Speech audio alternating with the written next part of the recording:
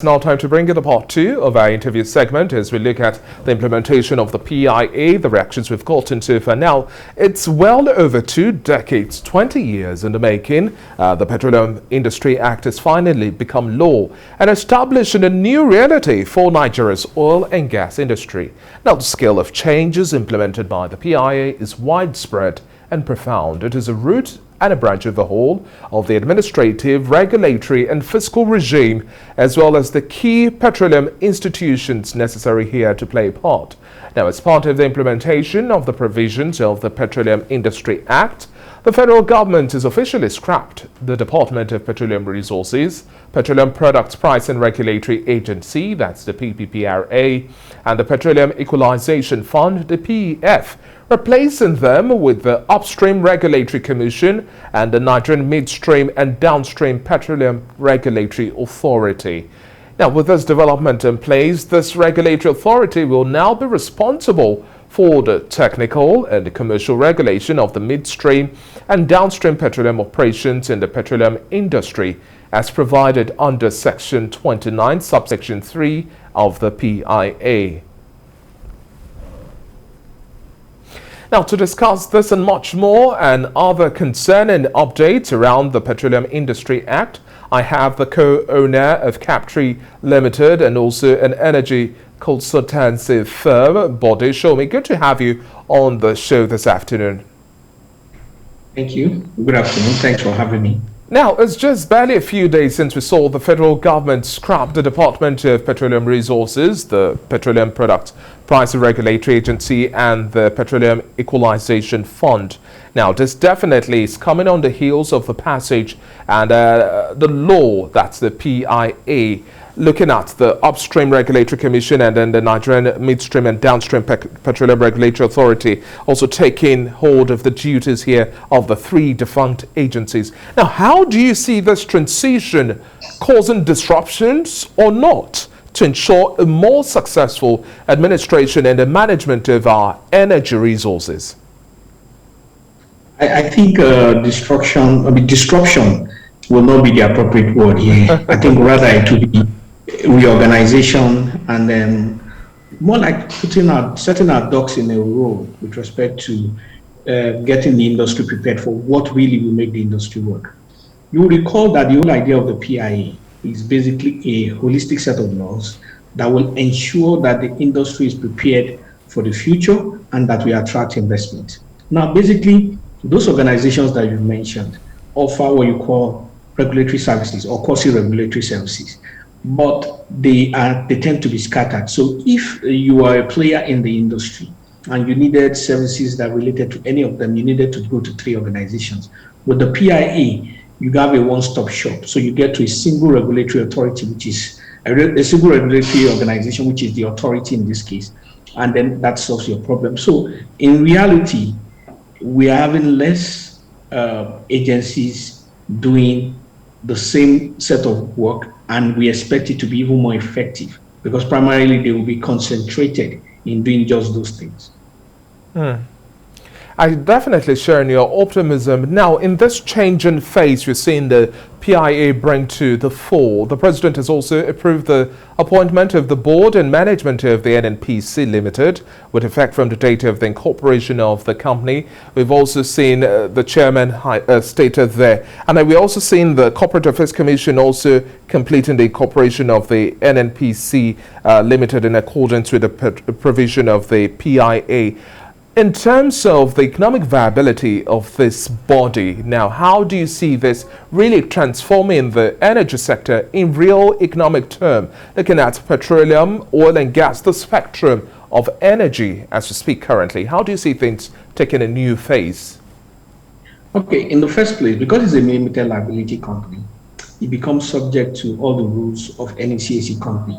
All the rules of CAMA. You know, when the new CAMA rules were passed, it basically attracted a lot of attention in terms of its ability to have organizations being subject to the laws of the country. So those laws apply to NNPC. But more importantly is the fact that NNPC no longer will be taking money or revenue from the Federation. Rather, they will generate their own revenue like any other normal company, and then they will have it appropriated, and then they will execute, which means that they are not, they are going to be a for-profit organization. So because they are going to be for-profit, their activities will be tailored towards profitability, and therefore we expect them to be more effective. So I think effectiveness is the word. So in areas where NNPC was operating as a social service, we're going to get ready for all that to stop. In areas where NNPC was really not accountable because of its size and its power, a lot of that will also stop, in which case they'll become accountable. So it's a win-win for Nigeria. We're expecting more effectiveness in terms of the operation. We're also expecting it to be more accountable. So whichever way you look at it, everybody on the street need to be happy about it. We definitely had a full house of reactions when we first had the PIB become the PIA. Now, one of the expectations was that we were going to see petrol subsidy scrapped immediately. Now, this year, according to some of the figures we have, Nigeria is expected to spend well over 2.9 trillion naira on PMS subsidy, which is more than it spent on health. Now, take for example, in the budget for 2022, it is only factored only to cover subsidy for the first half of the year, and the government says that by June next year, subsidy regime of petrol would be scrapped. Now, in terms of looking at a complete deregulation of this, having social cushions put in place and a whole lot more, do you see this as a feasible timeline, looking at the implementation of the PIA? Because the government insisted we need a certain amount of time to have a feasible framework that would support the subsidy removal. I think as Nigerians, we should be more interested in the framework of the subsidy rather than social effects. And when I mean framework of the subsidy, in simple terms, we need to understand how the subsidy is being computed and how much it really costs us to produce PMS. Nigerians should be interested in that. But more importantly, as part of the framework itself, is the fact that should there be a case where people will import, the importation needs to be made available to everyone, at least everyone who has capacity. So it shouldn't be a few people doing it, because it is the real forces of demand and supply that will ensure that what the person on the street gets is what is market viable. We must not forget that one of the reasons why subsidy prices increases is the fall in the value of the naira. It is not so much as in those prices going up or going down. So there are some dynamics to it. There is a framework to it. It is important, it is incumbent upon the labor, upon every stakeholder groups to understand this framework, such that when this thing becomes pushed into the social space and being left to be directed by the forces of demand and supply, it will be something that Nigerians understand. It will be something that Nigerians can own. It's important that we own it, and after we have owned it, then we can now take it into our daily lives. And that way, the whole hullabaloo about subsidy can come to an end. Because if there was anything that was opaque in this country, it is how subsidy was computerized. And now, I think it's a win-win for everybody. People should be happy that this should be coming to an end. And when we do the proper computing, we may actually find out that there may not really be any increase, because it's going to be all based on the factors that's available. But if I may also butt in here now, we cannot just dismiss the reality that we have a spike in energy costs. This is one of the biggest challenges for the average Nigerian. So many are paying a whole lot more for gas, double, almost triple the volume in terms of naira value of what is being expended on energy. Now, this is a critical element. Hence, if we are going to remove the subsidy, we have to be careful around the conversation on social cushions. But the fact is that Nigeria cannot wait that period of 6 months. Or do you think we can? We're having conversations with COP26, looking at cleaner energy. We are looking at global conversations. We're looking at a power crunch in China. We need to look at clean energy. How feasible is this? So with the PIA in focus, first and foremost, how do we now begin to look at cost-cutting measures in terms of petrol production, looking at gas penetration and a whole lot more? And then how then do we now begin to have social cushions that will bring down the cost of energy for the average Nigerian? It makes no sense at this rate at which we go and looking at the cost and the pinch it would have in pockets. Okay, you mentioned a number of things, so I'll try and separate them so that we can identify the issues. First of all, with LPG. So when you're talking about gas, you're talking about domestic gas consumption, which is basically LPG, that's liquefied petroleum gas. Exactly. A significant part of it, about 25 to 30% of it, is produced in country via the NLNG chain. A bigger chunk of it is actually imported. The reason why there's a spike in the prices is just because of the value of the falling naira. And if we produce more than 80% of our consumption, or even 100% of it, those spikes will not be there. So the issue, which will be incumbent upon you as the media and upon all stakeholders, is how do we get to the stage where we can actually produce all our domestic requirements for LPG? We need to understand that, I mean, we have had the argument that there's gas everywhere, there's gas being flared. But it's like the same argument that there's seawater everywhere. Why is there no drinking water? In other words, the water that we see in the sea needs to be processed before it's available for consumption. It's the same way the gas that is being flared. There's an amount of it that needs to be processed. It needs to be processed for it to be used. So most of our gas in the past has been exported. So government came up with the policy of the domestic gas under the domestic the gas master plan, and they came up with 4 areas for domestic consumption, which is gas to power, that consumes about 70 to 75% of it. There's the gas-based industries. Those are industries that use gas as raw materials. So we're talking methanol, we're talking fertilizer, we're talking about gas as fuel. That's the commercial aspect for industries that use gas as fuel to power its engines. And of course, the 4th one is LPG. So government has a policy set in place to ensure that gas does not become an issue in the development of the country.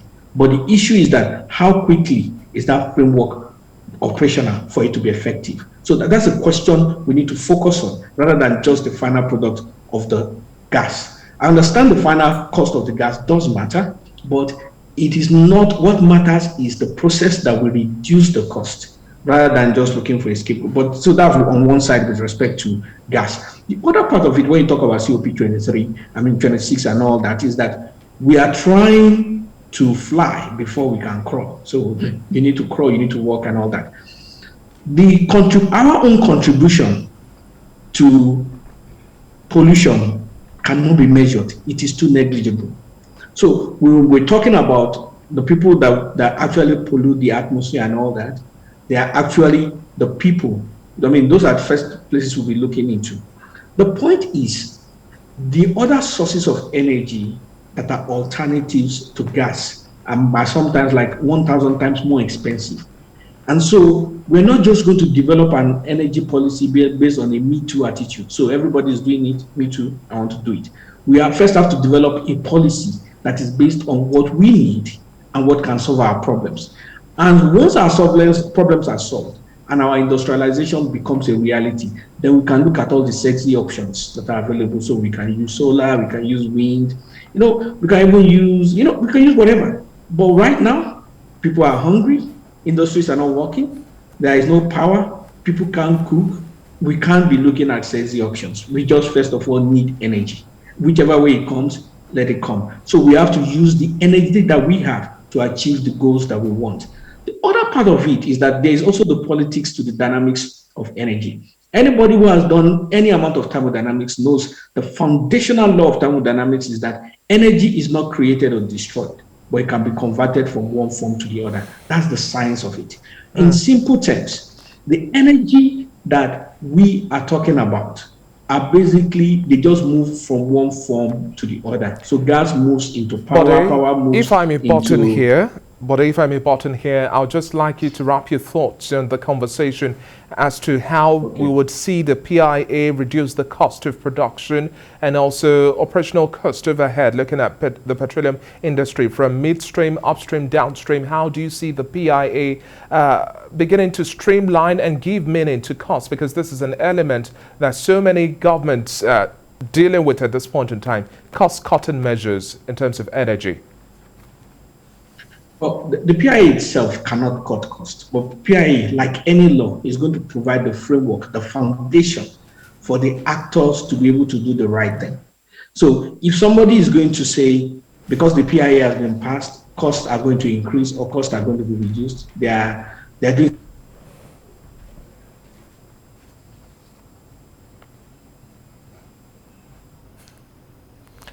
We seem to have lost some connection there with Bode Shomi. We've been speaking with the co-founder, co-owner of Capture Limited, an energy consultancy firm, Bode Shomi. Thank you very much for sharing your thoughts with us. And